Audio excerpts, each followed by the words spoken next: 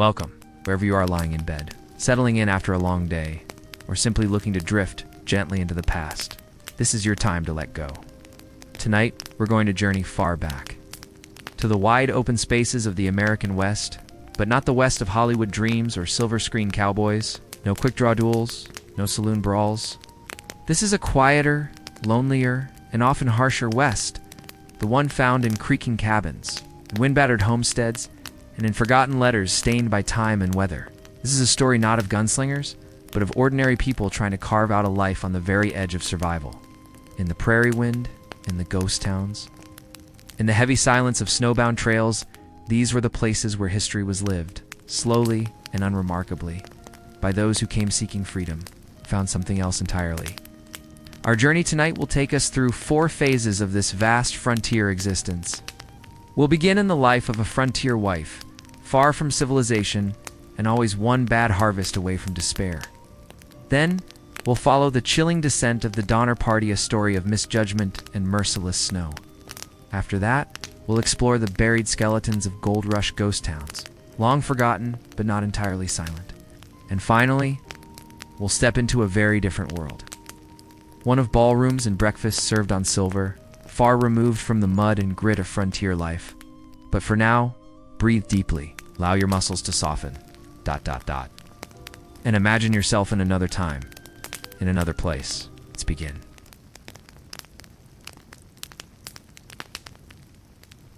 Why you'd regret being a frontier wife in the American West?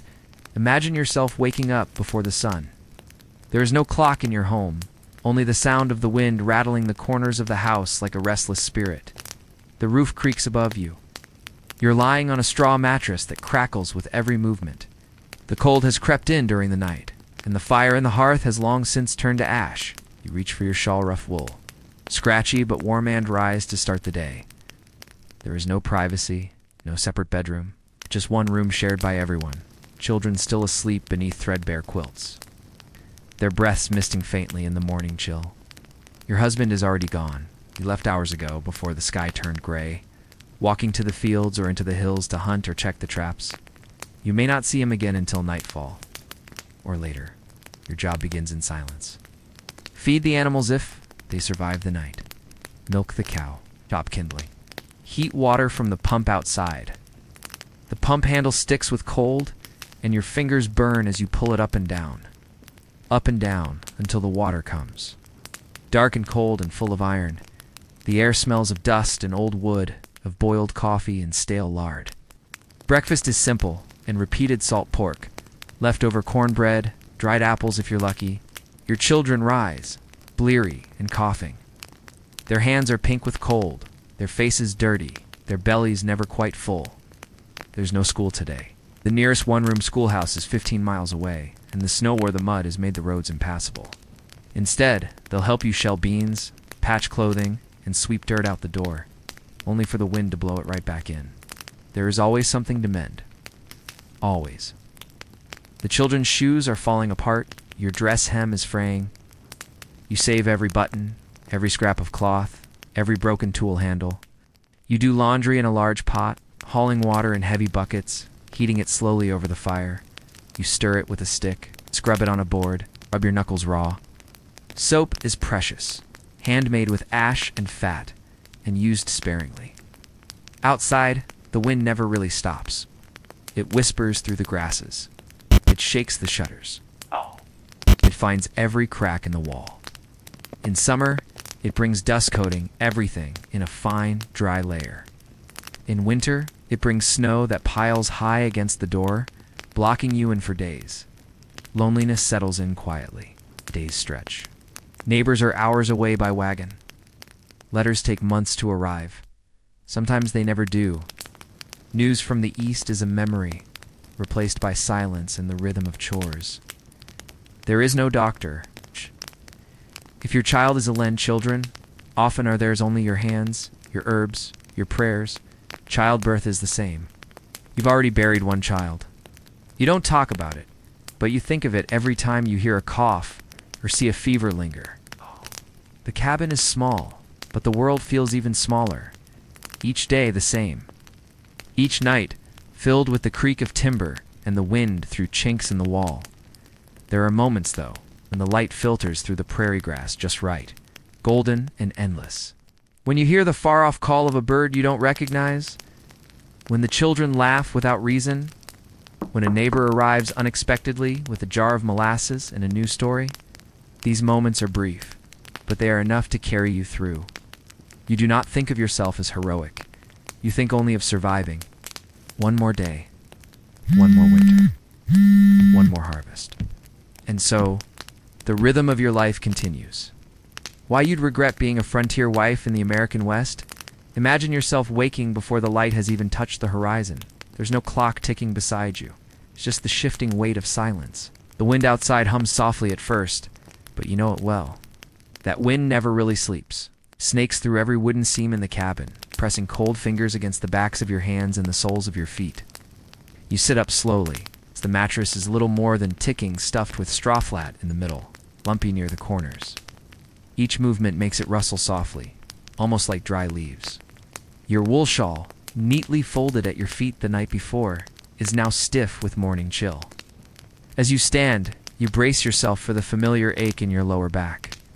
There is no room for idleness out here. The land doesn't wait, and neither do the mouths that depend on you.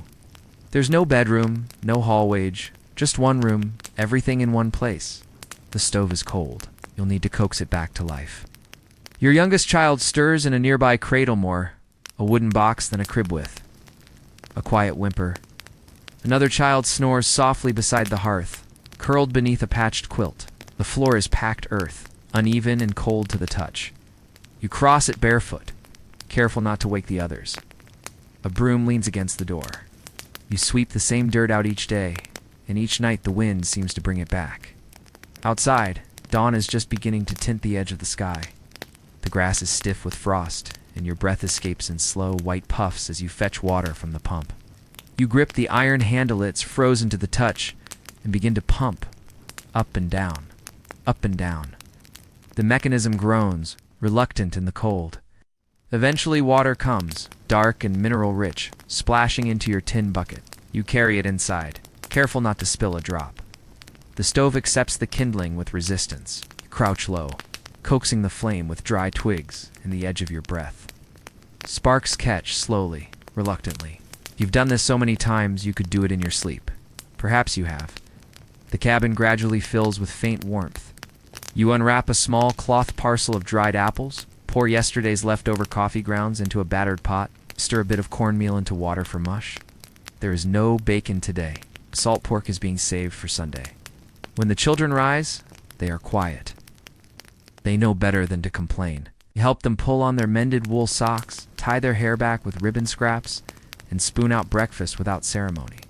The rhythm of their lives mirrors your own. Chores, silence, repetition. I want. Child stirs the laundry, while another gathers eggs. You hand-wash diapers in the steaming pot by the fire, the smell of lye soap rising sharp into the air. Your hands are already cracked from winter, the knuckles red and split. You ignore the sting, and always there is the dust. It creeps in through the smallest cracks. It coats the shelves, settles in your lungs. You wipe it away, again and again. Outside, there's work to be done. The chickens need feeding. The calf, she's still giving milk weights, with soft, dark eyes. If she's gone dry, you'll need to barter with a neighbor, assuming they have any to spare. You trudge through the yard in your boots, worn smooth at the soles. The hem of your skirt drags through patches of icy mud. The wind bites at your ears. Somewhere in the distance, a wolf howls faintly, but you do not flinch. You've heard worse. By mid-morning, your back is sore and your shoulders ache, but you cannot stop. You sew by the window, using light while you have it. Buttons are scarce. You save every scrap, every worn-out apron, every torn sleeve. Nothing is wasted, not here. Even old fabric becomes quilt patches or rags for cleaning. The hours pass slowly, measured in chores and the shadows on the walls. You lose track of days easily. There's no one to visit, no letters in weeks. Your nearest neighbor is a half-day's ride. The snow last week washed out the road entirely. You haven't seen another adult, apart from your husband, in over a month, and he is always gone. Off to hunt, to trade, to patch the barn roof. Sometimes you wish he'd say more. Sometimes you're glad he doesn't. Silence is familiar now. There are dangers here that you don't name aloud. Illness, injury, childbirth. You've helped neighbors deliver babies with nothing but a pail of hot water and trembling hands. Sometimes it goes well. Sometimes it does not. There is no doctor. The closest midwife lives 2 counties away. If someone becomes ill, you rely on your memory, your herbs, your hope. Willow bark for pain, mint for the stomach. Honey and onion for cough. You've learned not to panic. Panic helps nothing. When night falls, it comes fast. The wind rattles the windows. The roof groans under its weight. The fire hisses low, and the shadows deepen in the corners of the room. You sit by the stove, your shawl wrapped tightly, rocking the baby softly to sleep. Outside, the coyotes begin to call again. In the distance, your husband's boots crunch over frost as he returns home, tired and silent. There's little talk, just supper, short prayer. The children curl up together. You crawl into bed, pulling the heavy quilt to your chin, your body aching with the weight of another day. Sleep comes slowly as the wind seeps through the boards. The same wind that blew here yesterday. It's the same wind that will come tomorrow. And yet there is beauty. The stars shine fiercely above the prairies, so many, so bright. Sometimes you hear the cry of a whippoorwill or the soft hoot of an owl. Sometimes your youngest murmurs your name in sleep. You find comfort in the rhythm, in the sameness, because this is life. And for now, you endure. The tragedy of the Donner Party. Imagine yourself now on a long, winding trail, stretching westward, a narrow path, carved through endless forests and towering mountains. The sun has begun its slow descent, casting long shadows across the dusty wagon wheels. You sit beside a campfire, the air crisp and still, carrying a faint scent of pine and earth. It is the year 1846. You are part of a group of nearly 90 hopeful pioneers. Packed into covered wagons, families bundled together, animals tethered nearby. You've left behind the comfort of settled towns and the familiarity of your old life. Ahead lies the promise of California's fertile valley's new beginnings. Opportunity, freedom. But the journey is slow, often uncertain. Each day brings its own challenges, muddy river crossings, rocky passes, and the relentless sun beating down on tired backs. Follow trails blazed by others, but the land is vast and unforgiving. The rhythm of travel is punctuated by campfire conversations, quiet prayers, and the steady creak of wooden wheels grinding over stone. As the months pass, the weather begins to shift. Summer turns to fall, the nights grow longer, colder. You can feel the weight of the coming winter settling in, though it is still months away. By October, your group reaches the towering Sierra Nevada mountains. Snow dusts the high peaks, delicate and white. It's a sight both beautiful and ominous. You press onward, hopeful that the snows will hold off, that the pass will be clear.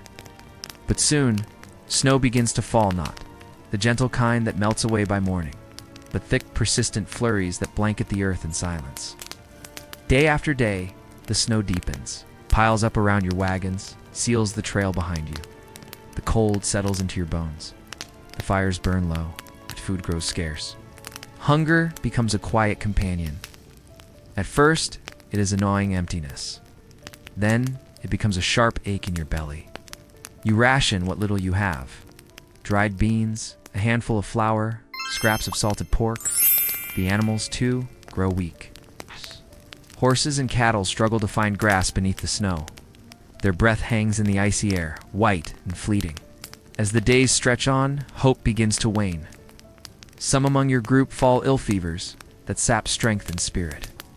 Others grow quiet, their eyes distant. You watch as the landscape changes from a place of promise to a frozen cage. The mountains loom, silent and indifferent, their slopes etched with ice and shadow. The nights are the hardest. The cold presses against your skin. The wind howls like a restless ghost, rattling the canvas of your wagon covers. Sleep comes in brief, restless bursts. Conversations slow. People speak less of their dreams and more of survival. Fear settles in, not as panic, but as a quiet, constant weight. You find yourself staring into the fire's flicker, tracing the patterns of smoke as it rises and fades. The world beyond feels distant, removed. In this frozen stillness, decisions are made, some desperate, some cautious. Small groups set out to find help, trudging through deep snow and treacherous ice, their footsteps swallowed by the wind. Days turn to weeks. The group fractures under the strain. Families are torn apart. Loss becomes a shared experience, unspoken but ever present. Yet even amid this hardship, moments of care endure. A warm touch to a fevered brow, shared blankets, whispered prayers. The landscape, though harsh, holds a quiet beauty. Icicles hang from barren branches like glass ornaments. Snow muffles sound, creating a world wrapped in soft white silence. As the winter deepens, rescue arrives not for all, but for some. The survivors, forever changed, carry with them stories of endurance, loss, and the unforgiving will of nature. And so, the tragedy of the Donner Party remains a solemn reminder of the thin line between hope and despair on the frontier, where the vast wilderness could offer both shelter and peril. The tragedy of the Donner Party. Imagine yourself standing on the edge of a vast frontier, the horizon stretching endlessly westward beneath an enormous sky. The air is dry and sharp, carrying the scent of sagebrush and pine. Around you, a caravan of covered wagons creaks and groans over rocky ground. Families are gathered close, children clutching blankets, eyes wide with both excitement and quiet unease. It is the spring of 1846, and you have joined one of the largest groups of pioneers heading toward California Place, rumored to be rich with opportunity, endless sunshine, and fertile soil. Your wagons are packed with possessions, tools, food, and hope. The journey ahead promises freedom from old hardships and the chance to build a new life. But the path is long and uncertain. Each day begins before dawn as you wake to the low murmur of the camp stirring. The ground is hard beneath your feet, dust swirling in the dry wind. You gather water from a nearby stream, cold and clear, and cook a simple breakfast over a small fire. The smell of frying bacon mingles with wood smoke and fresh earth. You travel by the rhythm of the animals, the horses pulling the heavy wagons, the oxen steady and slow. The wheels roll over soft soil and jagged stones, making a steady, familiar creak. The sun rises higher, warming your face, but the air is still cool in the shade of towering pines. At night, the camp settles into quiet routine. The fire flickers low, casting long shadows across the circle of wagons. Conversations soften. Stories from back home are told in murmurs, blending with the crackle of flames and the distant call of coyotes. As spring fades to summer, the weather grows hotter, dust clings to your clothes and hair, and the air shimmers with heat. Rivers run low, and you must find water carefully. The landscape shifts, rolling hills give way to dry plains, scrubby and sun-baked. You keep moving west, following trails worn by those before you. But whispers grow among the travelers. Some say a shortcut promises to shave weeks off the journey. It's a new route, untested but tempting. The idea sparks hope and hesitation in equal measure.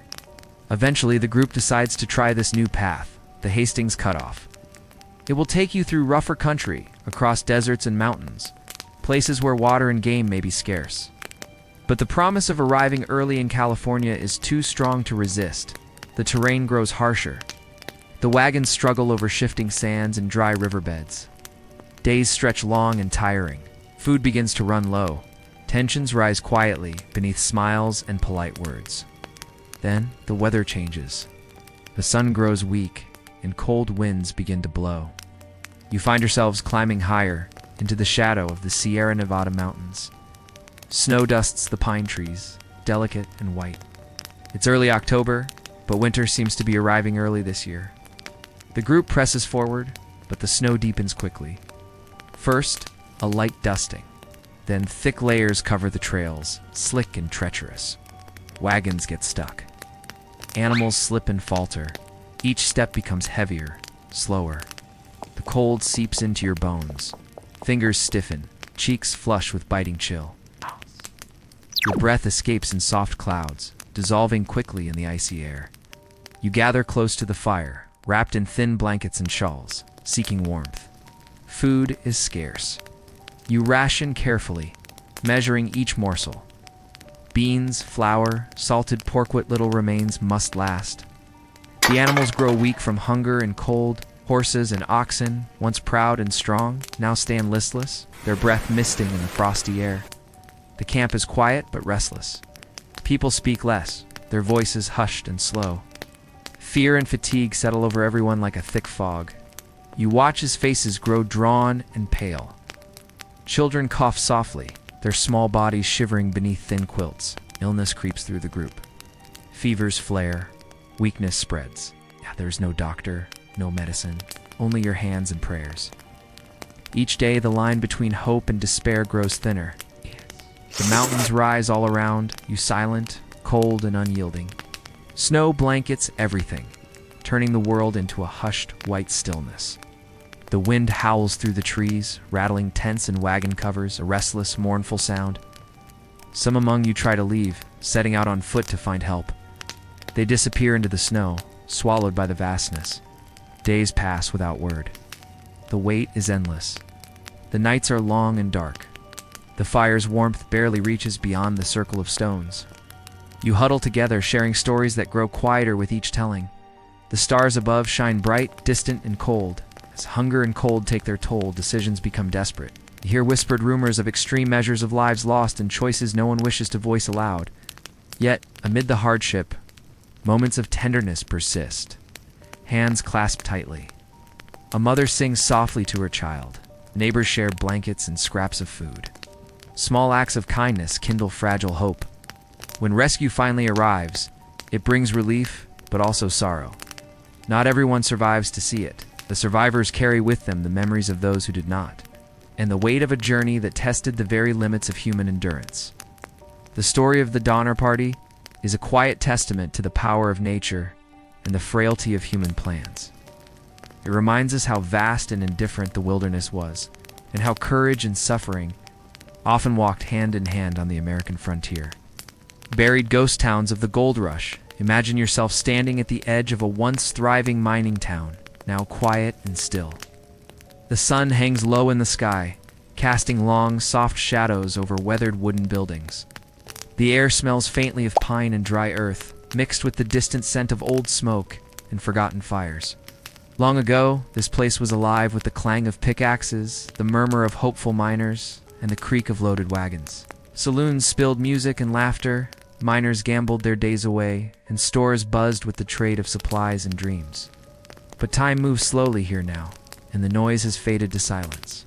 These ghost towns scattered like forgotten seeds across the hills, and valleys of the American West are remnants of the gold rush era. In the mid-1800s, thousands rushed westward, chasing the glitter of gold beneath the soil. Towns appeared overnight, built with haste and hope. Streets were laid out, businesses opened, and strangers became neighbors in a shared pursuit. Yet many of these towns were as fragile as the dreams that built them. Mining was hard, slow work. The earth was often unyielding, and the gold vein that had promised riches sometimes ran thin or disappeared altogether. Harsh winters, isolation, and supply shortages tested the resolve of every resident. The boom inevitably turned to bust. Mines closed. Families left. Stores shuttered their doors. Over years and decades, the buildings crumbled, swallowed by wind, rain, and time. Walking through these ruins, you can almost hear echoes of the past, the distant laughter from the saloon. The clatter of horseshoes on wooden sidewalks, the murmur of miners sharing their latest hopes and fears. Broken glass litters the streets. Rusted mining tools lie half buried in dirt. Signs swing creakily on hinges, faded and worn. Graves dot the outskirts, small markers with names barely legible after a century of weather. Archaeologists have studied these places, carefully uncovering artifacts that tell the stories left behind. A rusted lantern, a child's worn shoe, a fragment of china each piece, a whisper from the past. These towns remind us that history is not only grand events or famous names. It is the quiet lives lived in dust and shadow, the fleeting moments of hope and hardship that shaped the West.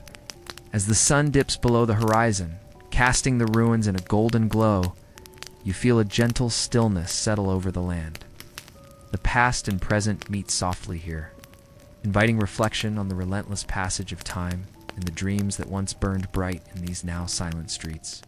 Buried ghost towns of the gold rush. Imagine yourself stepping slowly through the remnants of a town long forgotten. The ground beneath your feet is uneven, cracked with time and weather. Around you, skeletal wooden buildings lean slightly, their paint faded and peeling like the pages of an old book left too long in the sun. It is late afternoon. The light is soft and amber, slipping quietly through the gaps between the timbers. A gentle breeze stirs, carrying with it the dry scent of earth, pine needles, and the faint trace of smoke from a hearth that has not burned in decades. These are the ghost towns of the gold rush, the scattered, silent witnesses to a fevered rush for fortune that once filled these hills with life. During the mid-1800s, whispers of gold lured tens of thousands westward across vast, uncharted lands.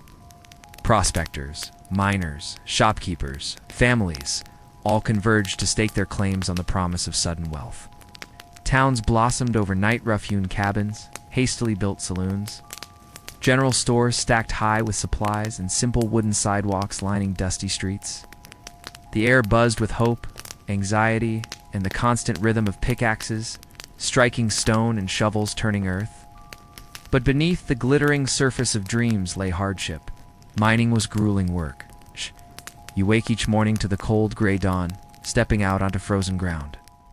Your fingers, stiff and cracked, grasp a heavy pickaxe. For hours you chip at rock and sift through gravel, searching for specks of gold that might or might not be there. The sun beats down relentlessly in summer, and the snow blankets the land in winter, often making travel impossible. Many miners lived in crowded, drafty cabins with little comfort or privacy. Disease was common. Sanitation was rudimentary. Life was marked by uncertainty and toil, with rare moments of respite. The towns themselves were fragile. Businesses thrived only as long as the mines yielded riches. When the veins ran dry, families packed up and left, chasing rumors of new strikes farther west or north. The boom turned to bust, and with it, the bustling streets fell silent. Today, as you wander, you see the traces of this faded life. Broken glass crunches softly beneath your boots, bottle shards from long-closed saloons where whiskey once flowed and cards were dealt under flickering lantern light. Rusting tools, once clutched tightly by calloused hands, lie half-buried in dust. A faded sign swings weakly on rusted hinges, creaking a slow, mournful song in the breeze. You pass a small, weathered graveyard on the edge of town. Wooden markers lean in different directions, their inscriptions blurred by sun and rain. Here rest miners, women, children lives, cut short by accidents, disease, or winter's cruel grip. Archaeologists have carefully pieced together stories from these ruins. A chipped ceramic cup, a tattered scrap of clothing, a faded photograph, fall fragments of ordinary days and quiet moments, preserved in silence. These artifacts whisper of the hopes and heartbreaks woven through everyday life. The gamble of staking a claim, the struggle to keep a family fed, the dreams of fortune that flickered like a candle's flame in the dark. Ghost towns remind us that history is not only about grand battles or famous names. It is made up of countless small stories of people who lived, loved, suffered, and persevered amid dust and shadow. As the sun sinks low, painting the sky with soft hues of pink and purple, you pause to listen. The wind stirs the dry leaves, carrying a faint echo of laughter, footsteps, and distant music. For a moment, the past feels close, an invisible presence, settling gently over the empty streets. Life in a Gilded Age mansion. Servants, ballrooms, and breakfast at noon. Imagine yourself stepping inside a grand mansion. It's far from the dusty trails and silent ghost towns of the frontier. The air here is warm, heavy with the scent of polished wood, fresh flowers, and rich leather-bound books. This is the world of the Gilded Age, late 19th century America, when vast fortunes were made and displayed in opulent homes filled with crystal chandeliers, velvet curtains, and silverware that gleamed beneath the soft glow of gaslight. Upstairs, behind heavy doors, women in elegant gowns glide across polished floors. The muffled notes of a piano drift through the halls. In the ballroom, candles flicker, casting shimmering light on sparkling jewels and the swirling skirts of dancers. Gentle laughter and polite conversation fill the air. But downstairs, the rhythm is quite different. Servants move with practiced quiet, polishing silver, laying tables for breakfast at noon, and preparing elaborate meals in vast kitchens filled with copper pots and the steady hiss of boiling water. The housekeeper oversees every detail, from the folding of linen napkins to the shining of doorknobs. Life here follows strict routines and unspoken rules. The lady of the house rises late by frontier standards, enjoying fresh coffee and delicate pastries served on fine china. Her day might include reading letters, supervising the staff, or attending social calls. Meanwhile, the servants' housemaids, cooks, butlers work tirelessly behind the scenes, their footsteps muffled on thick carpets. Their lives are measured by schedules and tasks, from morning chamber cleanings to afternoon tea preparations. Outside, the grounds stretch out in manicured gardens, with fountains tinkling softly and peacocks wandering lazily in the sun. The contrast to the raw wilderness of the frontier is striking. This world of luxury was built on hard work and clear social divisions. For every sparkling ball, there was a servant quietly polishing silver. For every elegant gown, hands roughened by chores. As the day fades, the mansion settles into quiet elegance. The clink of glass and soft murmur of voices give way to stillness. Behind heavy curtains, the city hums softly, far removed from the dust, struggle, and silence of the frontier. Here, in this gilded world, life flows at a different rhythm, slower, deliberate, and steeped in ritual. Life in a Gilded Age mansion, servants, ballrooms, and breakfast at noon. Imagine yourself stepping through tall oak doors into a grand mansion nestled within a bustling city, New York, in Newport, or perhaps Chicago in the late 1800s. The heavy doors close softly behind you, muffling the sounds of horse-drawn carriages and street vendors. Leaving only quiet, the faintest hum of gas lamps glowing faintly. The first thing you notice is the warmth, deep and comforting, like a gentle embrace after the chill of the outside air. The rich aroma of polished mahogany and fresh flowers mingles with the subtle scent of beeswax and candle smoke. The floors beneath your feet are smooth and cool, made of marble and fine hardwood, worn gently by the footsteps of countless guests and servants alike. Upstairs, the day begins slowly for the mansion's lady. Imagine her waking long after dawn in a bedroom draped with silk curtains that filter soft, golden light. The thick velvet of her canopy bed muffles the sounds beyond, creating a private world wrapped in calm and luxury. She stretches languidly, the fabric of her nightdress brushing softly against skin. Before rising to greet a day of rituals carefully orchestrated to maintain status, comfort, and grace. Breakfast will be served at noon, a slow, deliberate affair in a sunlit dining room with high windows framed by heavy drapes. A polished silver tray is brought in by a maid, bearing delicate porcelain cups filled with steaming coffee and plates, piled with freshly baked rolls, honey, and preserves. The clink of fine china and soft footsteps of servants create a quiet rhythm that fills the room like a gentle lullaby. Beyond the breakfast room, the mansion is alive with purpose. Servants move through hidden hallways and narrow staircases, their footsteps silent on thick carpets. The housekeeper, a woman of keen eye and firm manner, oversees every detail with quiet efficiency. She ensures that every crystal glass sparkles, every brass doorknob gleams, and every piece of silverware shines as though new. In the vast kitchen below, cooks and kitchen maids work steadily. Copper pots simmer gently on the stove. The soft hiss of boiling water blends with the rhythmic chopping of vegetables and the occasional clatter of pans. The scent of fresh bread mingles with the spicy aroma of stewing meats and sweet puddings cooling on wooden shelves. The mansion's staff is a world unto itself, governed by strict rules and hierarchy. The butler manages the wine cellar and serves drinks with practiced grace, while chambermaids polish mirrors and dust antique furniture. Laundry maids haul heavy baskets of linens to the basement, where wash tubs bubble and the scent of soap fills the air. Outside, the mansion's grounds stretch into manicured gardens filled with blooming roses, towering elms, and ornate fountains that murmur softly in the gentle breeze. Peacocks stroll lazily among the flower beds, their feathers catching glints of sunlight.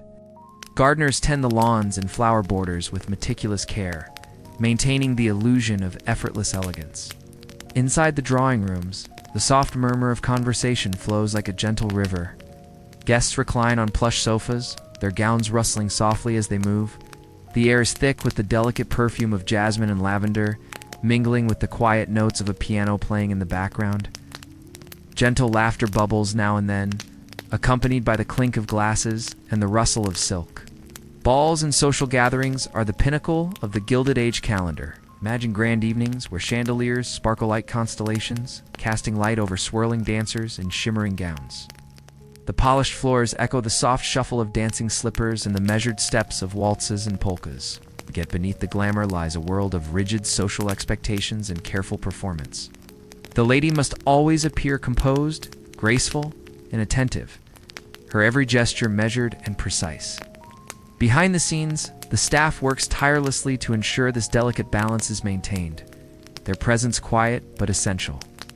As the day wanes and the mansion settles into twilight, the candles are lit one by one, flickering softly in crystal sconces. The house grows quiet save for the distant hum of the city and the gentle crackle of logs in the fireplace. In this world of polished surfaces and whispered etiquette, life flows at a slow, deliberate pace marked by routines and rituals designed to preserve comfort, power, and a certain timeless elegance. Far from the dust and struggle of the frontier, the Gilded Age mansion is a sanctuary of luxury and order a world apart, where every detail speaks of wealth and the quiet labor that sustains it. Life in a Gilded Age mansion, servants, ballrooms, and breakfast at noon. Imagine yourself stepping through tall oak doors into a grand mansion nestled within a bustling city, New York, in Newport, or perhaps Chicago in the late 1800s. The heavy doors close softly behind you, muffling the sounds of horse-drawn carriages and street vendors. Leaving only quiet, the faintest hum of gas lamps glowing faintly. The first thing you notice is the warmth deep and comforting like a gentle embrace after the chill of the outside air. The rich aroma of polished mahogany and fresh flowers mingles with the subtle scent of beeswax and candle smoke. The floors beneath your feet are smooth and cool, made of marble and fine hardwood, worn gently by the footsteps of countless guests and servants alike. Upstairs, the day begins slowly for the mansion's lady. Imagine her waking long after dawn in a bedroom draped with silk curtains that filter soft, golden light. The thick velvet of her canopy bed muffles the sounds beyond, creating a private world wrapped in calm and luxury. She stretches languidly, the fabric of her nightdress brushing softly against skin, before rising to greet a day of rituals carefully orchestrated to maintain status, comfort, and grace. Breakfast will be served at noon, a slow, deliberate affair in a sunlit dining room with high windows framed by heavy drapes. A polished silver tray is brought in by a maid, bearing delicate porcelain cups filled with steaming coffee and plates, piled with freshly baked rolls, honey, and preserves. The clink of fine china and soft footsteps of servants create a quiet rhythm that fills the room like a gentle lullaby. Beyond the breakfast room, the mansion is alive with purpose.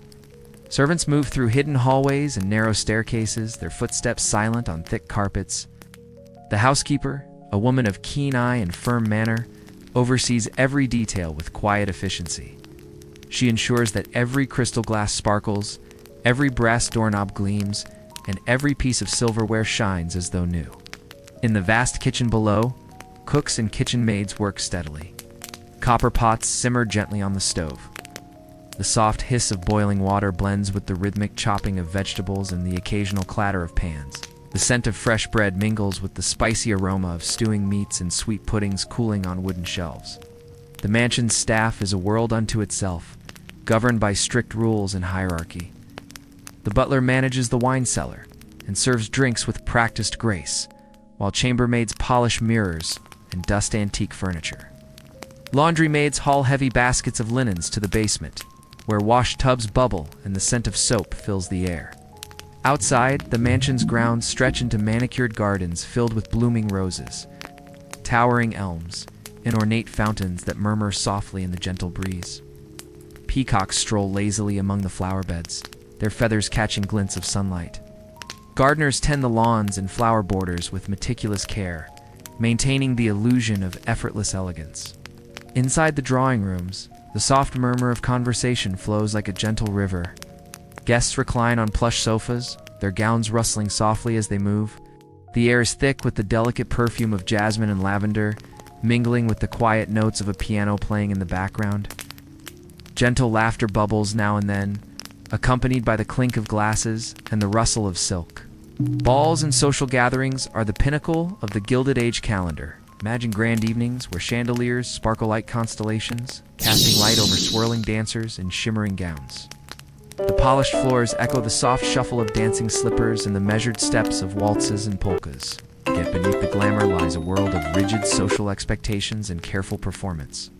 The lady must always appear composed, graceful, and attentive, her every gesture measured and precise. Behind the scenes, the staff works tirelessly to ensure this delicate balance is maintained, their presence quiet but essential. As the day wanes and the mansion settles into twilight, the candles are lit one by one, flickering softly in crystal sconces. The house grows quiet save for the distant hum of the city and the gentle crackle of logs in the fireplace.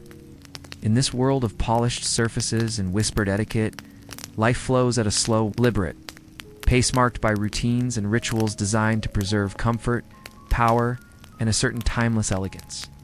Far from the dust and struggle of the frontier, the Gilded Age mansion is a sanctuary of luxury and order a world apart, where every detail speaks of wealth and the quiet labor that sustains it. Life in a Gilded Age mansion. Servants, ballrooms, and breakfast at noon. Step softly through the grand entrance of a Gilded Age mansion. A palace of polished marble and rich woods, standing proudly amidst the bustling cities of late 19th century America. The heavy oak door closes behind you with a muted thud, muffling the distant noise of streetcars, horse-drawn carriages, and the early morning chatter of the city. The air inside is warm and still, thick with the mingled scents of beeswax polish. Fresh flowers, perhaps roses or lila-burning beeswax candles, and the faintest trace of fine perfumes lingering in the heavy drapery.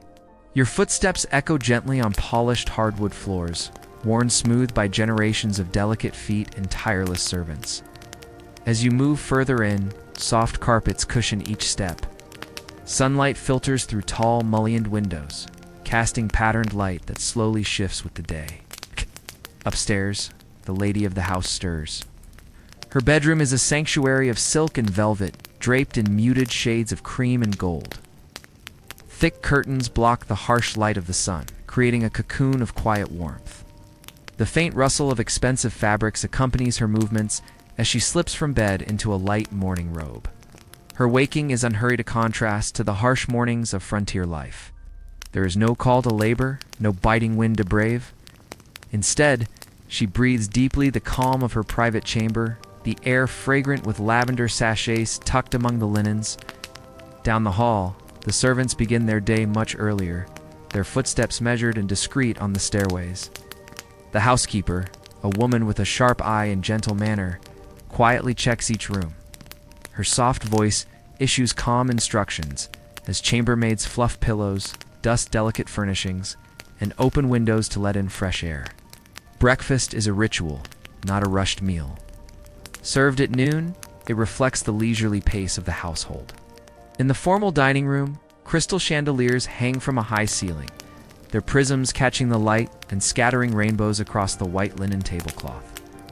A maid enters quietly, balancing a silver tray bearing steaming cups of freshly brewed coffee, delicate porcelain plates with warm rolls, honeycomb, butter churned from cream brought fresh each morning, and bowls of soft fruits, peaches, berries, and pears from the estate's orchards.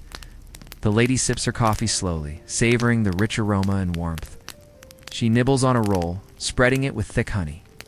Outside, the garden is alive with the soft buzz of bees among blooming roses and towering elms, their leaves whispering in a gentle breeze. Behind the scenes, the kitchen is a hive of controlled activity. Chefs and kitchen maids move with practiced ease, their hands busy with chopping, stirring, and kneading. The warmth of ovens and the hiss of boiling water fill the air with a comforting blend of scents: fresh bread, roasting meats, and aromatic herbs like thyme and rosemary. Copper pots gleam on open hearths, and large wooden tables are stacked with fresh vegetables from the estate's gardens. There's a quiet rhythm here, a choreography of utensils and ingredients that results in meals fit for royalty. Outside the kitchen, the butler oversees the silverware, polishing knives, forks, and spoons until they gleam like mirrors. His movements are precise, deliberate, each item returned carefully to its place in the vast sideboard. The servants' world is one of endless motion, a contrast to the calm luxury enjoyed by their employers. Housemaids clean rooms with quiet diligence often before dawn. Laundrymaids haul heavy tubs of linen to the basement, where the scent of soap and hot water rises in gentle waves. Though their work is largely unseen by the family, it is essential a seamless performance of care and service that underpins the grand lifestyle upstairs. As afternoon turns to evening, the mansion prepares for its social events, balls, dinners, and gatherings that are the very heart of Gilded Age society. In the grand ballroom, polished floors stretch wide beneath glittering chandeliers. Walls are adorned with heavy tapestries and portraits of stern ancestors. Music swells softly as a pianist's fingers dance over keys, filling the room with gentle melodies. Ladies in flowing gowns swirl slowly in time with the waltz, their skirts brushing the floor. Gentlemen in formal tails offer hands and smiles, eyes focused and attentive. The laughter is light, the conversation measured, a world of manners and unspoken rules. Every gesture, every glance is a part of the intricate dance of social standing. Yet beneath the surface of silk and crystal, there is a quiet acknowledgement of the labor that sustains this world, the unseen hands that scrub, polish, cook, and care. The contrast between the sparkling upstairs and the bustling service below is a delicate balance, maintained by tradition and necessity.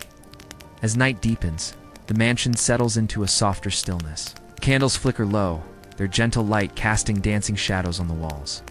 The distant city hum fades into silence. The day's work is done, the guests departed, and the house breathes quietly beneath a canopy of stars. In this world of elegance and ritual, time flows gently, measured by routines as graceful and enduring as the mansion itself is stark. Soothing contrast to the wild, dusty frontier that we visited earlier.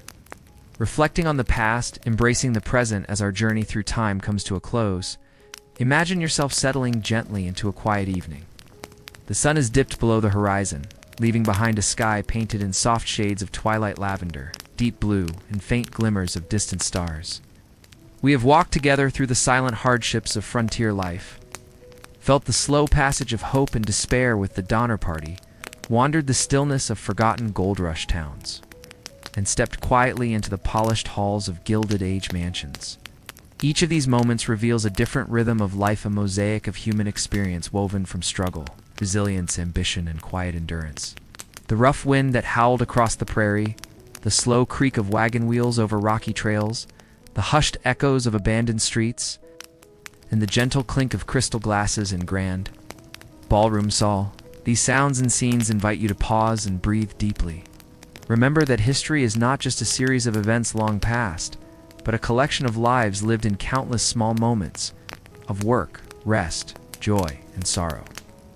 As you lie back now, feel the calm contrast of our present comforts, the soft mattress beneath you, the warmth of your blankets, the stillness of your room. Let your thoughts drift slowly, like leaves floating on a gentle stream, carrying you toward peaceful rest. Thank you for sharing this journey through the quiet corners of history, where time moves softly and stories unfold at their own gentle pace. May your night be filled with calm dreams and deep, restful sleep. Good night.